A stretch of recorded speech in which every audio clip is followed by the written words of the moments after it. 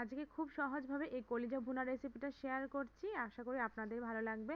কোনো প্রকারের ঝামেলা ছাড়াই আপনারা ঝটপট এই কলিজা ভুনাটা একদম রান্না করে ফেলতে পারবেন।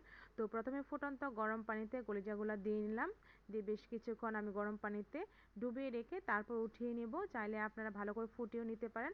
আমি জাস্ট কিছুক্ষণ রেখে উঠিয়ে নিলাম। এরপর ঠান্ডা করে আমি এগুলো ছোটো ছোটো টুকরো করে নিচ্ছি। তো এগুলো হচ্ছে আমি খুবই ছোটো করে টুকরো করে নিচ্ছি, কারণ কলিজাটা আমার কাছে ছোটো ছোটো টুকরো করলে কেন জানি না খুবই ভালো লাগে। তো এই যে আমি ছোটো ছোটো টুকরো করে কেটে নিয়েছি, তারপর এগুলো আমি আবারও গরম পানি দিয়ে খুব ভালো করে ধুয়ে নেব, তাহলে কলিজা যে এক্সট্রা গন্ধ থাকে সেটা আর থাকবে না। তো এই যে আমি কলিজাটা গরম পানি দিয়ে খুব ভালো করে ধুয়ে নিলাম। তো এখন হচ্ছে রান্নাটা করে নেব। তো রান্না করার জন্য আমি চুলায় একটা প্যান বসিয়ে দিলাম, তারপরে বেশ কিছুটা সয়াবিন তেল দিয়ে নিচ্ছি। এরপর এখানে দিয়ে নিলাম বেশ কয়েকটি গোটা গরম মশলা, এলাচ, দারচিনি, তেজপাতা।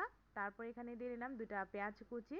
পেঁয়াজটা কিছুক্ষণ ভেজে নেওয়ার পর আমি এখানে পেঁয়াজ বাটা দিয়ে নিচ্ছি।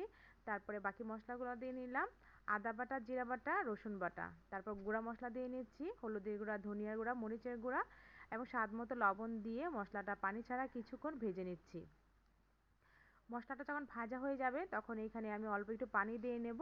পানিটা দিয়ে আবারও কিছুক্ষণ পানির সঙ্গে মশলাটা ভালো করে মিশিয়ে নিয়ে ঢাকনা দিয়ে ঢেকে মশলাটা ভালো করে কষিয়ে নেব। যখন মশলাটা ভালোভাবে কষানো হয়ে যাবে আর উপর দিয়ে তেল ছেড়ে আসবে, তখন এই কেটে রাখা কলিজাগুলো আমি দিয়ে নেব। আর কলিজাটা দিয়ে আবারও একটু ভালো করে নেড়ে চেড়ে নেব। আর অল্প একটু পানি দিয়ে নিচ্ছি আমি, পানি দিয়ে আবারও ঢেকে দিয়ে কলিজাটা খুব ভালো করে কষিয়ে নেব। মাঝে মাঝে 2-1 বার নেড়ে চেড়ে দিব, তা না হলে নিচে লেগে যেতে পারে। তো একটু ভালোভাবে নেড়ে চেড়ে আবারও ঢাকা দিয়ে দেব, ঢাকা দিয়ে আবার বেশ কিছুক্ষণ রান্না করে নেব। যখন কলিজাটা খুব ভালো করে কষানো হয়ে যাবে, তখন আমি এখানে অল্প একটু পানি দিয়ে নেব। যে পানি দিয়ে আবার একটু নেড়ে চেড়ে আমি এখানে ঢাকা দিয়ে বেশ কিছুক্ষণ আবার রান্না করে নেব।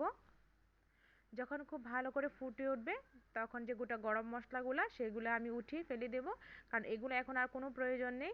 ভাতের পাতে এগুলো পড়লে খুবই আসলে খারাপ লাগে, এই জন্য আমি উঠিয়ে ফেলে দিচ্ছি। তারপরে আবারও একটু নেড়ে চেড়ে আমি আবারও ঢাকা দিয়ে আবার বেশ কিছুক্ষণ রান্না করে নিলেই কিন্তু আজকের এই কলিজা ভুনাটা একদম রেডি হয়ে যাবে। তো এই কলিজা ভুনাটা কিন্তু আমি একদম সহজভাবে আপনাদের সাথে শেয়ার করেছি, আশা করছি আপনাদের ভালো লেগেছে। যদি ভালো লেগে থাকে তাহলে প্লিজ একটা লাইক, শেয়ার, কমেন্ট করতে ভুলবেন না। তো সবাই ভালো থাকবেন। আল্লাহ হাফেজ।